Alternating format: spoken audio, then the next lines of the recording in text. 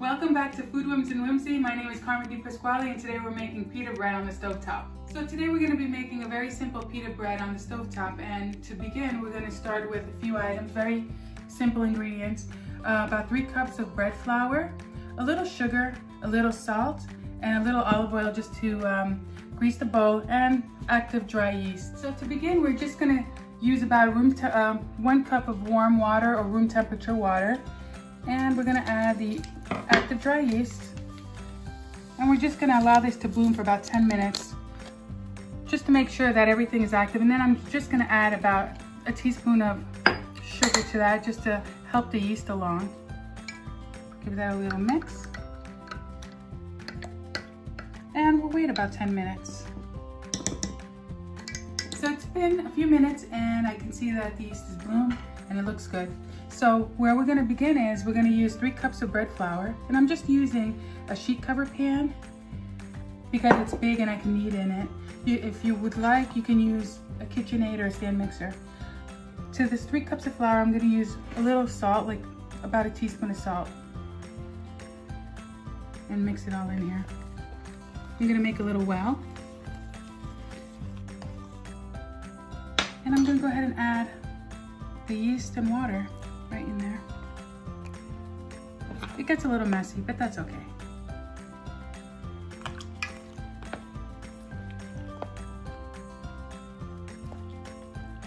So when you're making a dough, you really just want to mix it all together, but you don't want to use more flour than it's needed. So I'm just going to go ahead and incorporate all this and switch over to my little dough spatula. I'm just going to mix it all up here.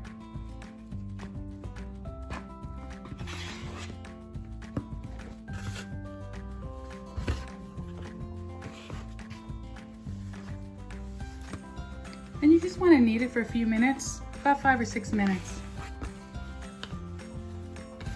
You want to make it into an elastic ball, and it's just going to take a few minutes. All this extra flour, you can leave it. You don't have to incorporate the whole thing. So I'm going to just continue to do this for a few minutes. So I've been kneading for a few minutes, a good 5 or 6 minutes so far. And if you look at the ball of dough, it's nice and smooth, and that's really what we're looking for. So at this stage, we're going to allow it to double in size, and that might take about an hour, maybe 2 hours, maybe less, maybe more, depending on the temperature of your room. So I'm just going to go ahead and oil it a little bit, just right where it is, and we're going to just do that.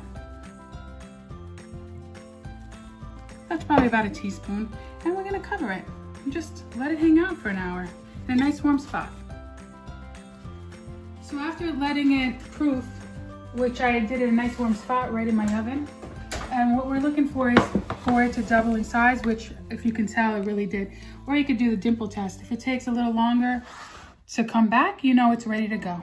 So this dough is actually very nice and soft. It's beautiful. So I'm gonna go ahead and just put it right on the counter here and get rid of this.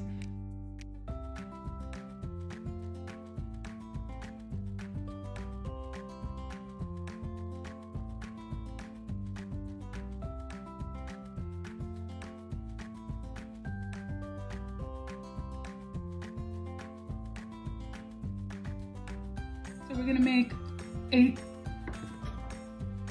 portions. I have to count. Okay, here's 8, 4 on that side. There we go. And you just kind of pinch it in under itself like this. Use the board a little bit just to get it going, just like that. That's pretty good. So I'm gonna just go ahead and do these. These are not perfect, but if you really did want to make it perfect, you can get a scale and weigh the whole amount of dough and then divide it by 8. But this is just for our little family right now, and I'm just gonna make 8 little portions. I really wish I would have gotten a little more even, but that's okay. So there'll be a few that are a little bigger and a few that are a little smaller. So like I said, if you really want them all even, just weigh the whole dough ball and then divide by 8. So right now we're going to let it rest for another 15 minutes and then we'll make our pita breads. I'm gonna cover it.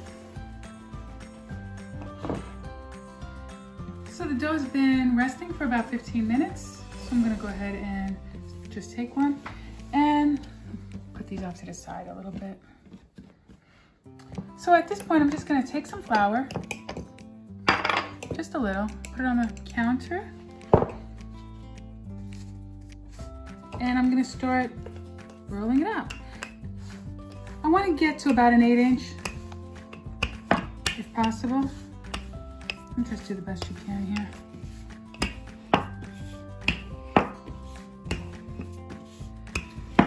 These might be a little smaller actually, maybe 6-inch or so.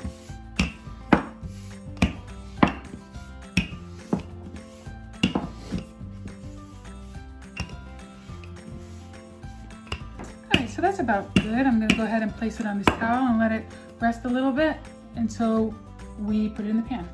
And I'll keep doing these to the rest.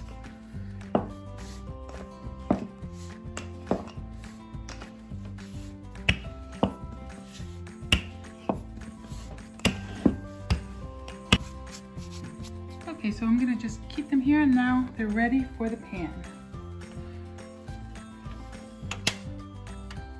So now I'm preheating the pan. I'm using a cast iron pan today and we wanna get it nice and hot. It's a seasoned cast iron. I'm not gonna add any oil, it's gonna be a dry pan. And as soon as we get it up to temperature, we're gonna go ahead and make the pita. So this is nice and hot. We'll go ahead and throw it in.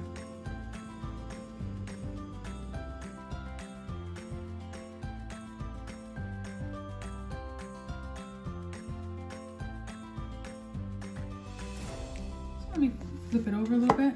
Oh, it looks good. Okay. That'll be ready in another minute or so, and then I'll do the rest.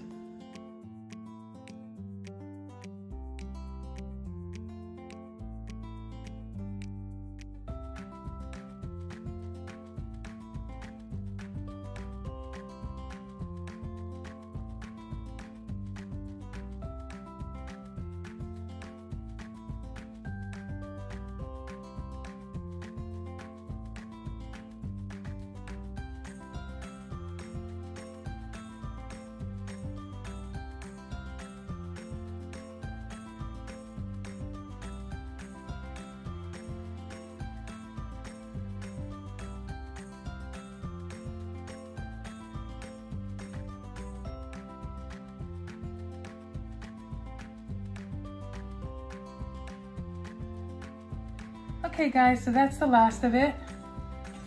Taking this one off. Okay, pan's going off. And that was it. It was such an easy bread to make, so I'm gonna show you what it looks like. So look at these. I'm gonna cut right into it. And of course, this is the pocket pita. Look at that, guys.